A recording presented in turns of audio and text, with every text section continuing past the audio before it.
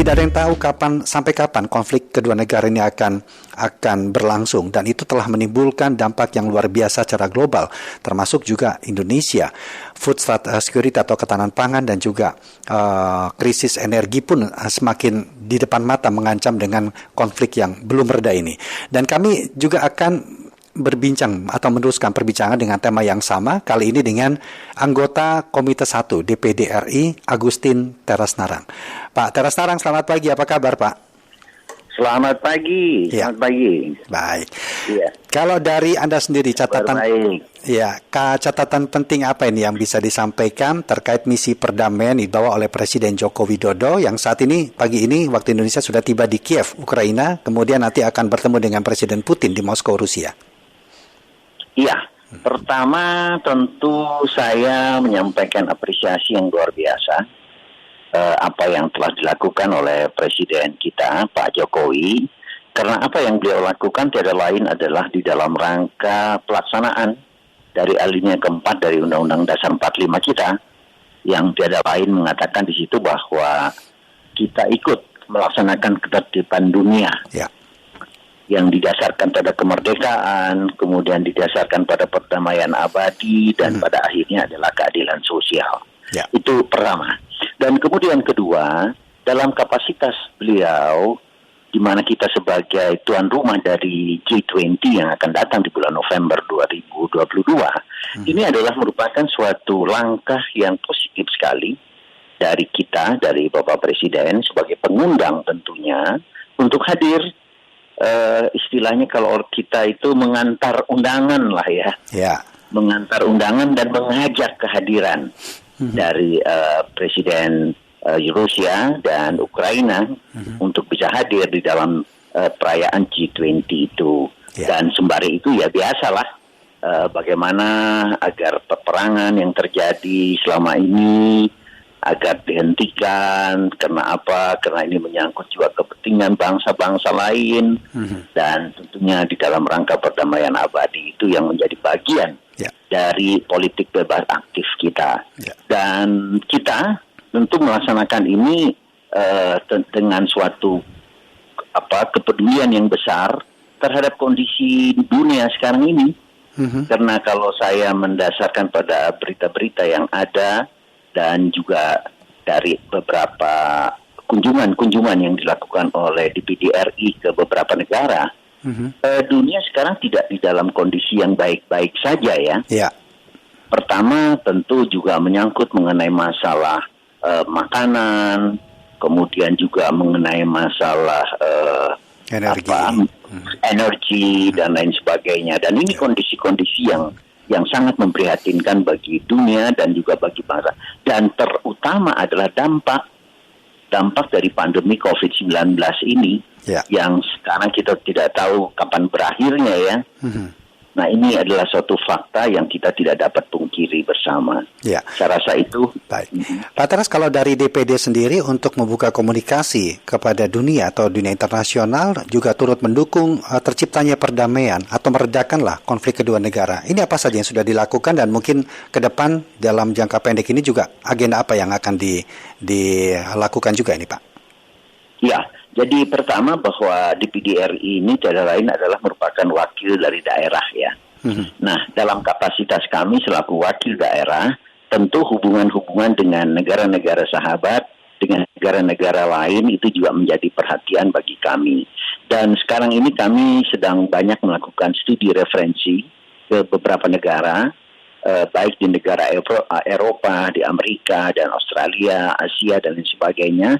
Dan di situ kami banyak memperoleh masukan-masukan di dalam rangka juga untuk kepentingan daerah masing-masing, bagi daerah masing-masing, sehingga pada saat kami memberikan pertimbangan, memberikan pandangan kami kepada pemerintah dan juga kepada DPR RI, kami mempunyai suatu dasar di dalam rangka kita untuk membuat negara kita lebih baik lagi. Apalagi sekarang ini kan kondisi kesehatan yang sangat memprihatinkan, kemudian juga mengenai masalah yang menyangkut ekonomi dan lain sebagainya, ini juga menjadi bagian perhatian bagi kami. Terutama yang menyangkut kepentingan daerah ini tiada lain adalah UMKM. Ya. Ada beberapa negara misalnya kayak Korea Selatan berkembang sekali mengenai masalah UMKM ini, dan kemudian juga termasuk diantaranya adalah mengenai masalah yang sekarang kita kenal dengan digitalisasi. Jadi apa yang dilakukan ke depan ini juga menjadi perhatian bagi Dewan Perwakilan Daerah Republik Indonesia. Ya, hubungan baik DPD mungkin dengan daerah-daerah di negara lainnya atau senator-senator lainnya, ini seberapa besar akan sangat membantu untuk menciptakan, memudahkan dalam misi perdamaian yang saat ini sedang diemban oleh Indonesia melalui Presiden Joko Widodo. Bagaimana Pak Teras? Ya, memang secara intens, karena memang kemarin kondisi dari pandemi COVID-19 ini menjadi kita terhambat banyak kegiatan-kegiatan kita untuk melakukan pembicaraan-pembicaraan dengan rekan-rekan yang berada di negara-negara lain ya. Dan kemudian tentu ini juga ke depan ini kami sudah mulai lagi untuk bergerak karena ada beberapa negara yang pada saat itu belum dapat menerima kehadiran dari rombongan kami untuk berdiskusi berkenaan dengan masalah yang menyangkut perkembangan dari daerah masing-masing. Dan kemudian yang tidak kalah penting, kami juga memperhatikan beberapa hal yang terkait dengan masalah yang menyangkut hutan. Jadi mengenai ini tentu adalah bagian dari climate change, dari perubahan iklim yang juga menjadi perhatian bagi kami karena khususnya juga dalam rangka untuk ke depan ini, apalagi nanti ada ibu kota Nusantara, di mana ibu kota Nusantara itu nanti diharapkan green city ya, semacam di samping itu juga smart city, dan ini adalah suatu tantangan dalam kondisi perekonomian dan keuangan kita yang tidak dalam keadaan baik-baik saja, karena biayanya juga cukup besar, dan ini adalah bagian dari upaya kami untuk melakukan komparasi perbandingan berkenaan dengan segala upaya kami untuk membangun daerah. Tapi harus jujur kita katakan bahwa negara kita ini adalah negara besar ya. Jadi tidak semua di dalam kondisi yang sama. Jadi antara satu pulau dengan pulau yang lain saling berbeda geografisnya, dan ada daerah ini kita adalah daerah kepulauan dan kita dikelilingi oleh laut dan sebagainya. Dan ini juga adalah menjadi perhatian bagi kami, sehingga keadilan sosial bagi seluruh rakyat Indonesia itu dapat dirasakan oleh semua provinsi yang ada di tanah air yang kita cintai bersama ini. Kan kita memiliki hubungan baik Pak ya dengan Amerika, kemudian negara-negara di Eropa termasuk dengan Rusia. Nah, bagaimana komunikasi ini dibangun yang tujuannya juga untuk segera meredakan konflik yang ada agar tidak mengganggu hal-hal yang akan mengancam di depan mata, krisis energi lah ataupun ketahanan pangan yang saat ini sudah mulai dirasakan terutama di beberapa negara lainnya. Bagaimana ini Pak Teras Narang? Hubungan baik tentu ada beberapa hal juga yang tidak bisa kita turut campur ya. Karena apa? Karena itu menyangkut juga blade atau kebijakan dari negara itu sendiri. Dan tentu sepanjang itu dianggap adalah merupakan suatu urusan internal dari negara itu, ya kita hanya sebagai bagian hanya untuk mengepil ya, untuk menghimbau jangan sampai terjadi hal-hal yang menimbulkan perseteruan, menimbulkan peperangan yang berakibat pada hilangnya kesejahteraan dan kemakmuran rakyat.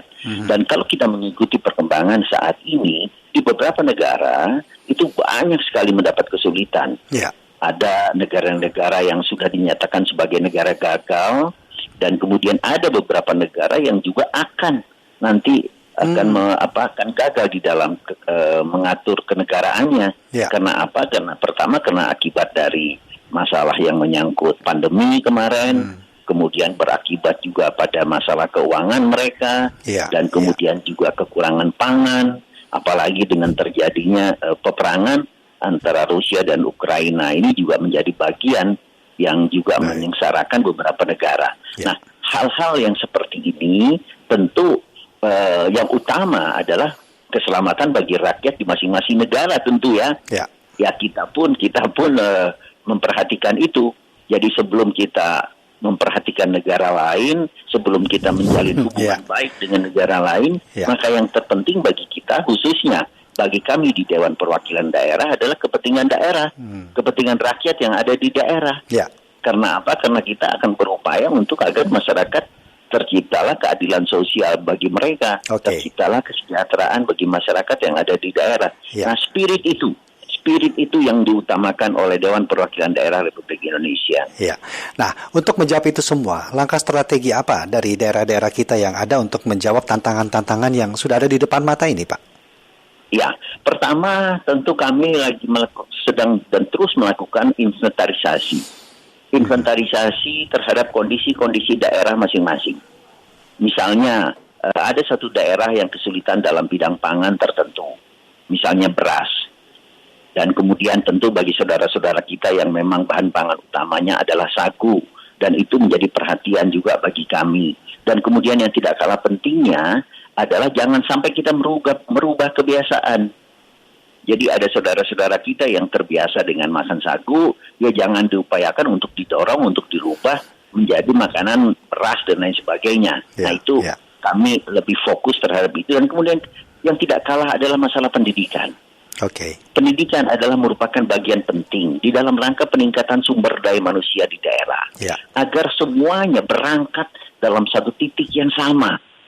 Jadi tidak ada kesenjangan antara satu daerah dengan daerah lain di dalam bidang pendidikan.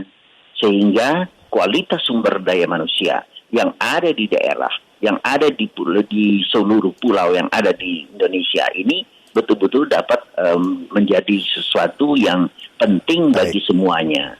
Dan kemudian yang tidak kalah juga adalah masalah kesehatan. Jadi perekonomian, pendidikan, kesehatan itu adalah merupakan suatu garis yang sama. Jangan sampai terjadi kesenjangan di dalam bidang-bidang tersebut. Karena tidak akan mungkin bisa daerah itu maju manakala mengenai masalah pendidikan, mengenai masalah kesehatan, mengenai masalah sumber daya manusia, infrastruktur dan lain sebagainya itu tidak dapat berjalan dengan baik. Kami tentunya spirit itu yang terus kita dorong ini Pak untuk menciptakan negara kita sendiri paling tidak juga bisa menjawab tantangan global yang saat ini berada di depan mata. Pak Agustin Teras Narang, terima kasih banyak Pak sudah meluangkan waktu ngobrol pagi-pagi ini, dan juga kita doakan kebaikan untuk Indonesia dan juga misi perdamaian yang saat ini dibawa oleh Presiden Joko Widodo. Sehat selalu Pak. Salam sehat, salam tangguh Pak. Terima kasih. Terima kasih, salam sehat, salam tangguh. Dari daerah untuk Indonesia. Terima kasih, dari daerah untuk Indonesia. Anggota Komite 1 DPD RI, Agustin Teras Narang, kami berbincang mengenai kunjungan Presiden Joko Widodo ke Ukraina dan Rusia, di mana sebelumnya juga hadir dalam pertemuan G7 di Jerman yang membawa misi perdamaian. Tentu bangsa Indonesia berdoa agar misi dapat berjalan dengan baik untuk tidak berdampak lebih besar lagi terhadap dunia, termasuk juga di dalamnya adalah Indonesia.